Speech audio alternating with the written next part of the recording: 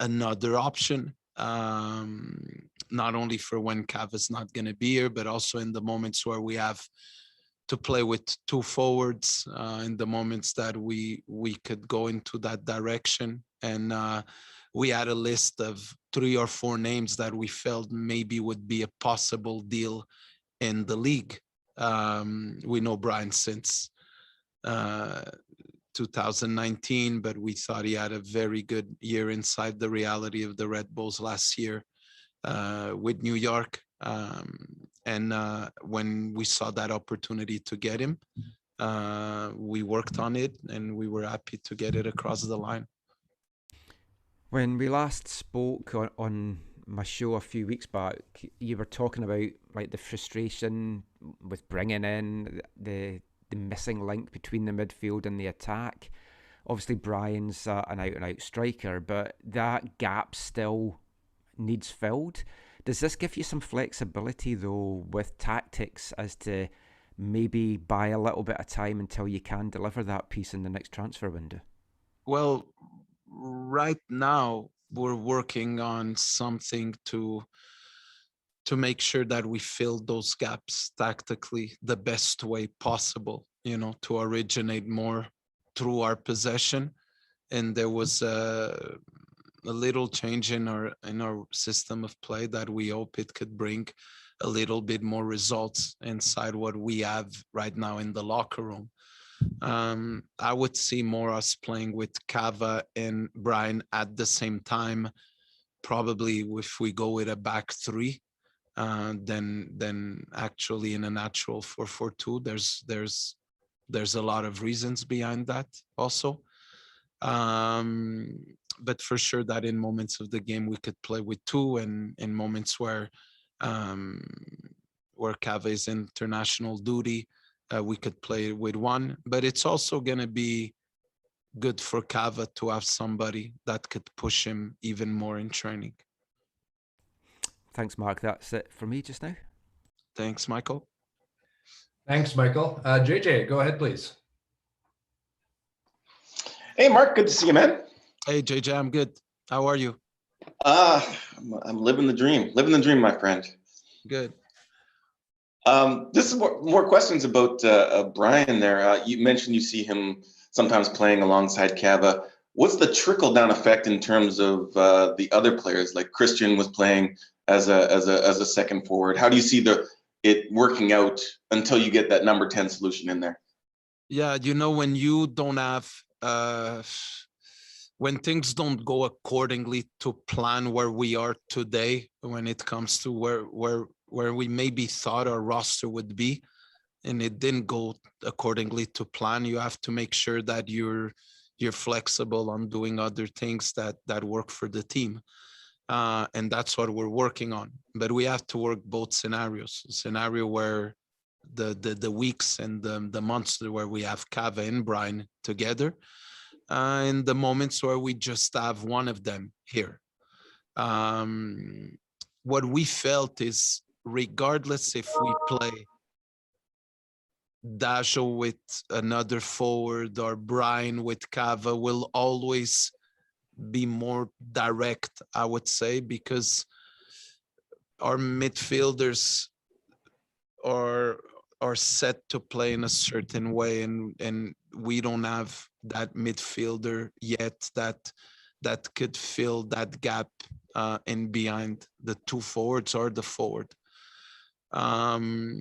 So we think about all of that, and that's what brought us to work with another system in these first 5 days, and to have our secondary system being in a 3-5-2, with maybe in a particular game where you need to play 2 natural strikers, then the choice will be probably Cava Brian, or Brian Dajo Cava, and then see how Toss and Theo stretch their game to be in talks to play in those positions.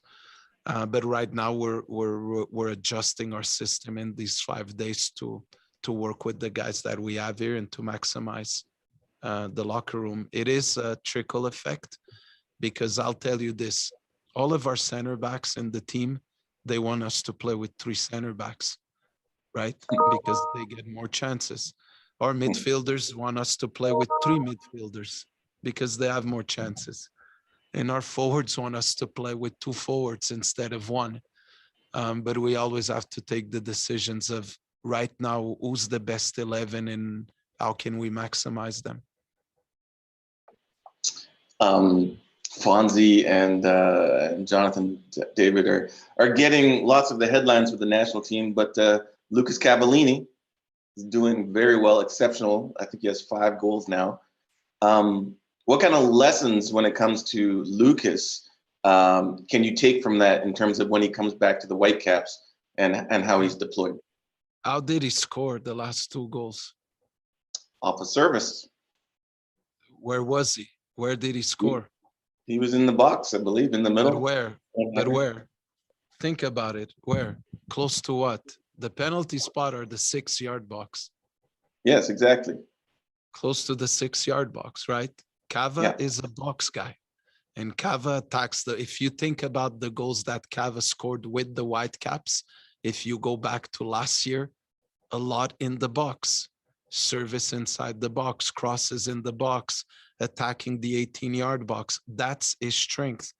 And with us, he's been in a place where he's coming to get a lot the ball behind, because he feels that there's a lack of spacing there, and he has to fill that space because he wants to play from there and then go into the box. And we have to remind him of that. We have to remind him where is he dangerous, and then we have to work the team to get in the spots there to get the balls into those areas.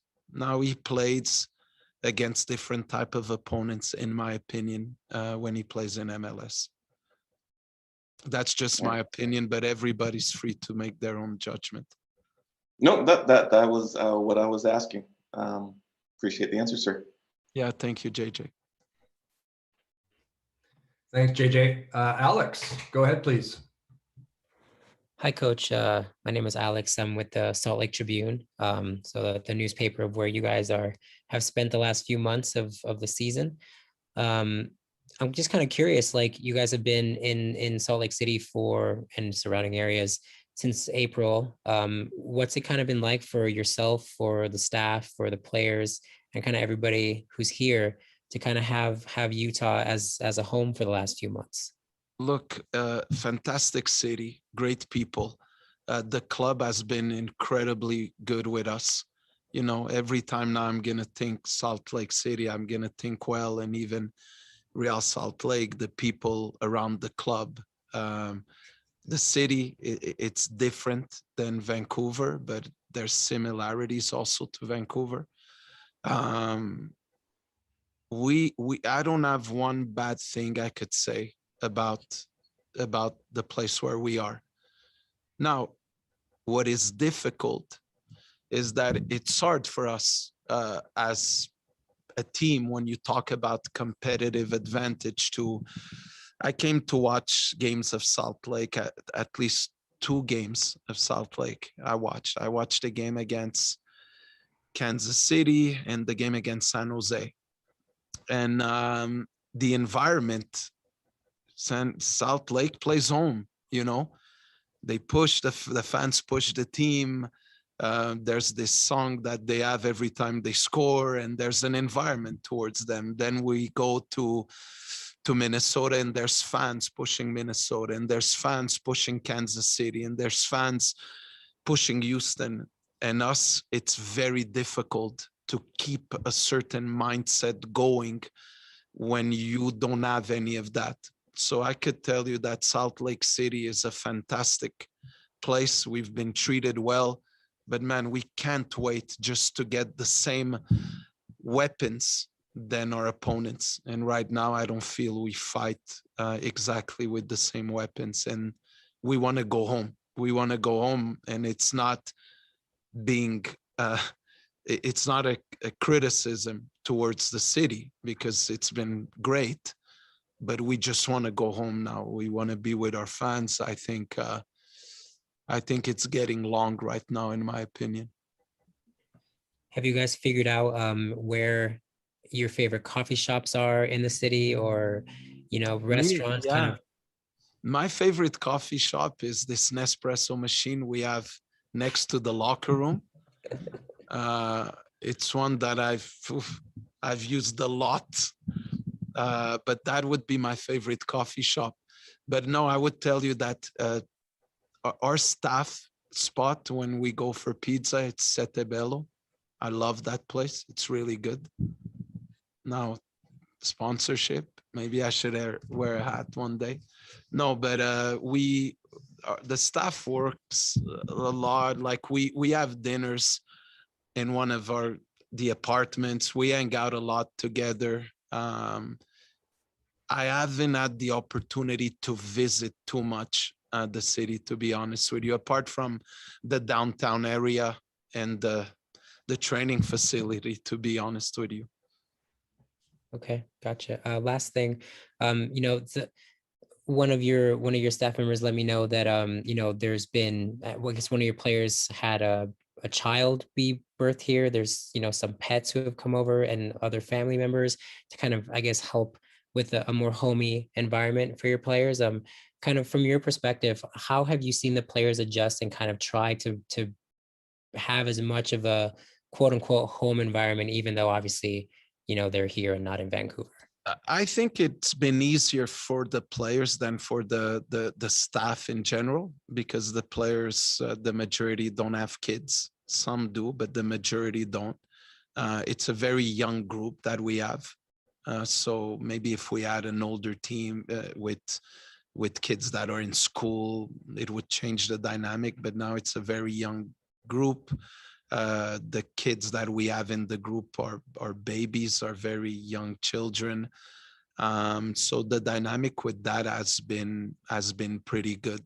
Their adaptation has been pretty good. The feedback is more of how, when we play on the road, how much we feel that there's that extra push from the opponent fans that we don't get to play with.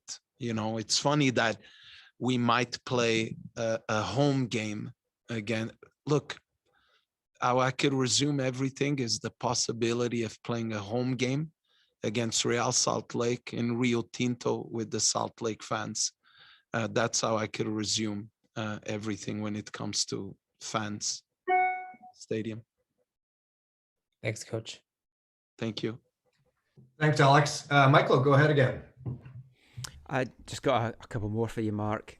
Just touching on the fans aspect, the club's letting fans into the 3 of the home games, 2 of them against LA, 1 against RSL. I know it's not going to be the same, but are you kind of excited at all for that, or are you just kind of keeping an eye just now on the border? Obviously, the NHL's got an exemption for the Canadians to travel back and forward. Are you just hoping it's going to be a matter of time now until I've been hoping since March of 2020, and things have been dynamic and things have changed a lot. So right now I don't live in a fairy tale and think, are we going to go back home in this date or this date? I just let things go. I'm not excited when it's fans from the other team. I don't know why somebody would be excited to go play Kansas City in Kansas with the fans of Kansas City. I don't see I was excitement. meaning more the LA game, because there's fans in Salt Lake that want to come and support the Whitecaps, it appears. I hope. So that's a good point. If it's us playing Salt Lake with the fans of Salt Lake, that doesn't excite me. I'll be honest with you. In LA against the LA Galaxy, I don't know. I know, and we have somebody from Salt Lake that could help me more with that.